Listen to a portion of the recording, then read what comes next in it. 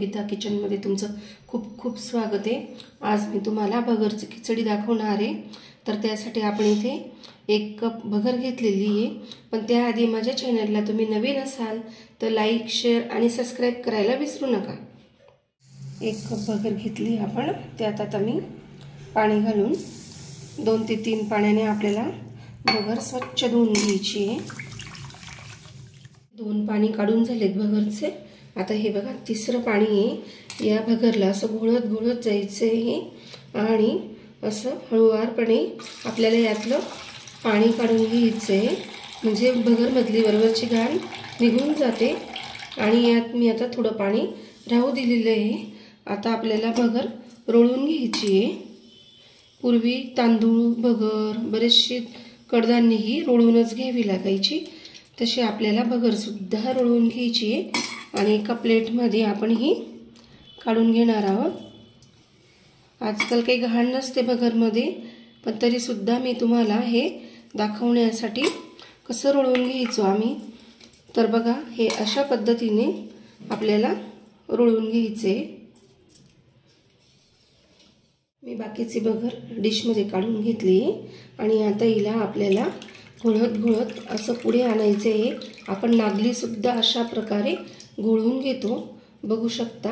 इथे काहीच नाही आहे, पण असायचे आधी भगरीमध्ये भरपूर असे काळे बारीक खडे असायचे। हे मी तुम्हाला सहज दाखवण्यासाठी ट्रिक दिली आहे। कप भगरसाठी आपण इथे 1 बटाटा घेतला आहे, 2 मिरच्या घेतल्या आहेत, थोडे शेंगदाणे घेतलेत आणि पाऊण कप आपण इथे शेंगदाण्याचं कूट घेतलेलं आहे। शेंगदाण्याचं कूट हे नेहमी मी करून ठेवते, आयत्या वेळेला आपल्याला कामात येतं। तापत ठेवली आहे, त्यात मी 1 पळी तेल घालणार आहे। इथे तुम्ही तुपाचाही वापर करू शकता, पण शेंगदाण्याच्या तेलात केलेली भगर खूप छान लागते चवीला, म्हणून मी इथे तेलाचाच वापर केलेला आहे। गरम झाले, त्यात आता आपल्याला शेंगदाणे घालून घ्यायचे। त्यानंतर यात मी हिरवी मिरची घालून घेणार आहे आणि परतवून घ्यायचे थोडंसं। आणि मी बटाटा चिरून घेतला आहे आणि स्वच्छ धुवून घेतला आहे। तुम्ही बघू शकता असे काप केलेले मी बटाट्याचे, खूप बारीक पण नाही केले, कारण की ते भगरमध्ये शिजून जातात। ते सुद्धा परतून घ्यायचे आपल्याला। थोडंसं मीठ घालायचं आहे यात, भगर परतवण्यापुरता आणि बटाटा परतवण्यापुरता। यात मी आता भगर टाकून घेणार आहे। आपण इथे जिरं आणि कोथिंबीर वापरली नाही आहे, कारण की आम्ही आजपर्यंत जिरं आणि कोथिंबीरीचा वापर केलेला नाही आहे। तुम्हाला सुद्धा वाटत असेल की जिरं कोथिंबीर नको वापरायला, तर तुम्ही सुद्धा नका वापरू, कारण की जिरं कोथिंबीर चालत नाही, हे मसाल्याचे पदार्थ असतात।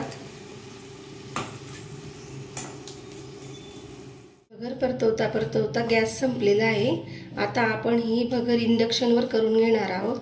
त्याचा थोडा आवाज येईल रेसिपी करता करता, तर तेवढं सांभाळून घ्या।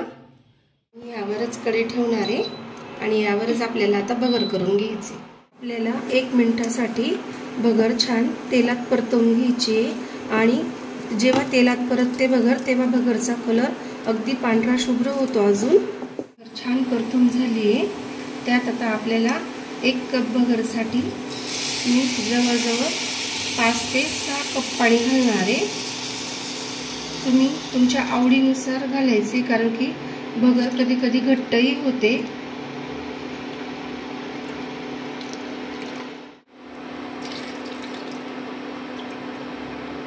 मी इथे 6 कप पाणी घातलेलं आहे आणि आता भगरला छान अशी उकळी येऊ द्यायची आहे।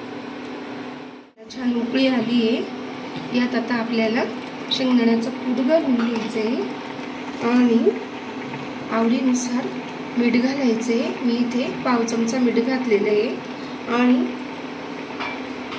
चमचाने एकदा छान असं परतून घ्यायचे आणि 5 मिनिटासाठी आपल्याला ही भगर राहू द्यायची।